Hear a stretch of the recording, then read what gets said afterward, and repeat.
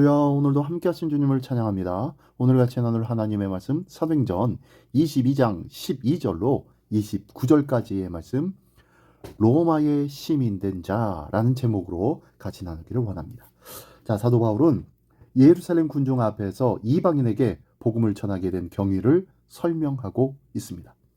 군중이 다시 그 말을 듣고 광분하자 천부장은 사도 바울을 고문하며 신문하려고 하는데, 자, 이 상황 같이 한 절 한 절씩 말씀 나누며 같이 묵상하기를 원합니다. 먼저 12절로 21절까지의 말씀입니다.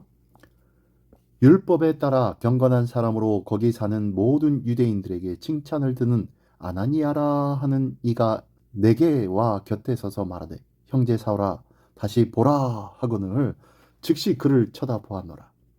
그가 또 이르되, 우리 조상들의 하나님이 너를 택하여 너로 하여금 자기 뜻을 알게 하시며 그 의인을 보게 하시고 그 입에서 나오는 음성을 듣게 하셨으니 네가 그를 위하여 모든 사람 앞에서 네가 보고 들은 것에 증인이 되리라. 이제는 왜 주저하느냐? 일어나 주의 이름을 불러 세례를 받고 너의 죄를 씻으라 하더라. 후에 내가 예루살렘으로 돌아와서 성전에서 기도할 때에 황홀한 중에 봄에 주께서 내게 말씀하시되, 속히 예루살렘에서 나가라.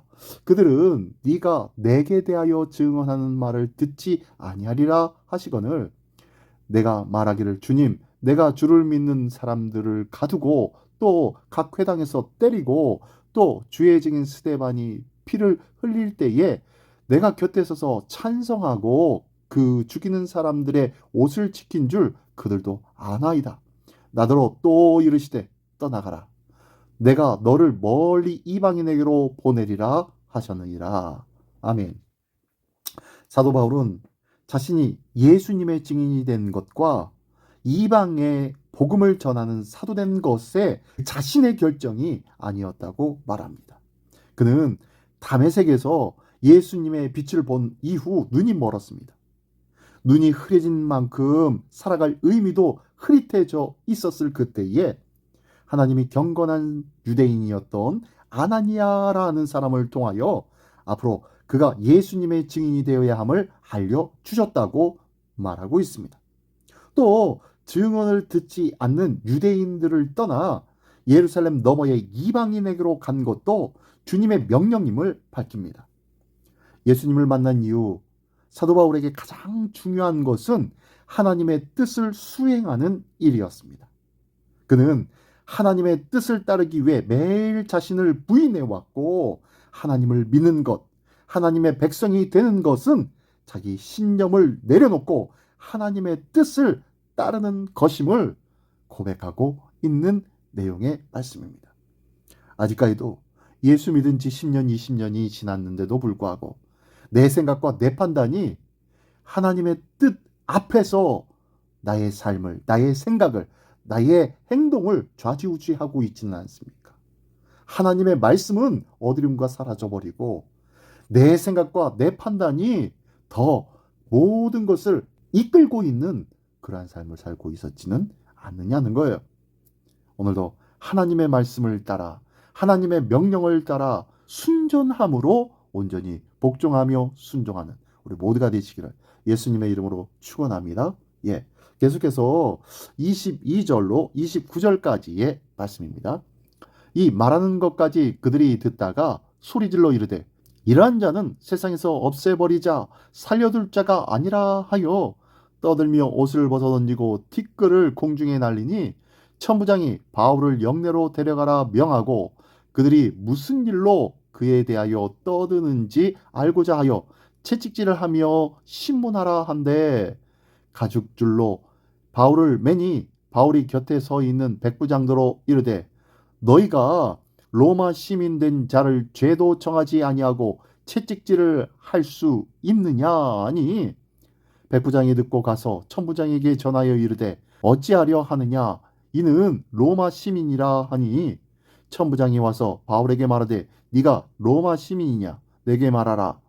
이르되, 그러하다. 천부장이 대답하되, 나는 돈을 많이 들여 이 시민권을 얻었노라. 바울이 이르되 나는 나면서부터라 하니 신문하려던 사람들이 곧 그에게서 물러가고 천부장도 그가 로마 시민인 줄 알고 또 그 결박한 것 때문에 두려워하니라. 아멘. 이스라엘의 소망에 관한 메시지를 기대했던 유대인들은 바울의 말에 경외감을 품고 경청하였습니다. 하지만 하나님의 뜻에 따라 이방인에게로 나아갔다는 바울의 말에는 아주 극도로 반발하는 모습을 보여주고 있습니다. 하나님이 유대인과 이방인을 구분하지 않고 누구나 구원하시려 한다는 이 사도 바울의 생각을 전혀 받아들이지 못하고 있는 거예요. 유대인으로서 지켜온 규율과 방법에 갇혀서 도저히 이방인들을 용납하고 용인할 수 없었기 때문입니다. 그들은 새 포도주를 담지 못하는 낡은 가죽 부대와 같은 것입니다. 생각이 굳어버리고 통념에 갇혀버리면 하나님이 일으키시는 그 역동적인 사건들을 모두 부정하게 되는 것이죠. 편견과 아집을 버리고 겸손하게 하나님의 손길을 찾을 때에 하나님이 이루시는 새 일을 우리는 경험하게 될 줄 믿습니다. 이 귀한 하나님의 놀라운 은혜의 일들은 바로 내가 편견과 아집을 버리는 것, 이것이 첫 번째라는 거예요. 아직까지도 버리지 못하여서 끊임없이 남을 판단하고 있는 나의 생각과 마음은 있지 않습니까? 내려놓으라고 말씀하고 있습니다. 내려놓을 때 하나님은 그 안에서 자유함을 주시고 그 안에서 참 평안과 기쁨을 허락하여 주실 줄 믿습니다. 또한 24절로 29절까지의 말씀에 보면은 모든 것이 합력하여 선을 이루게 하신다는 것을 보여주고 있습니다. 천부장의 지시로 바울을 가죽줄로 묶고 채찍으로 때리려 하자 바울은 자신이 로마 시민임을 밝힙니다. 로마 시민을 재판 없이 때리는 것은 불법이기 때문에 사도 바울은 채찍질 당하지 않아도 되었습니다. 사도 바울이 가진 이 로마 시민권은 그가 노력하여 얻은 것이 아니라고 얘기합니다. 하나님께서 이때를 위하여 그를 로마의 시민권자로 태어나게 하셔서 그는 이 시민권자를 얻고 누리는 것이에요. 혹시 나의 모습은 지금 별것 없고 사소하게 보여도 기억하십시오. 미래를 내다보시는 하나님께서는 가장 중요한 순간을 위한 포석을 나의 삶, 나의 지금의 위치가 바로 하나님의 포석일 수 있다는 거예요. 마치 나면서부터 로마 시민권자로 태어났던 것처럼 우리도 나의 이 모습이 하나님께서 앞으로 어떻게 사용하실 거룩하고 아름다운 도구가 될 수 있다는 것이죠. 이 귀한 은혜를 기억하며 믿으며 하나님의 뜻을 날마다 기대하는 우리 모두가 되시기를 예수님의 이름으로 축원합니다. 기도하겠습니다. 전능하신 주님 감사합니다. 하나님의 뜻과 인도하심을 늘 신뢰하며 나의 계획과 방법을 철저하게 내려놓는 자 되게 하여 주시옵소서. 아직도 내려놓지 못한 것들이 있다면 거침없이 내려놓고 오직 주님의 말씀 앞에 무릎 꿇고 주님의 뜻을 부여잡는 거룩한 하나님의 백성 되게 하여 주시옵소서. 모든 것을 감사드리며 예수님의 이름으로 기도드리옵나이다. 아멘.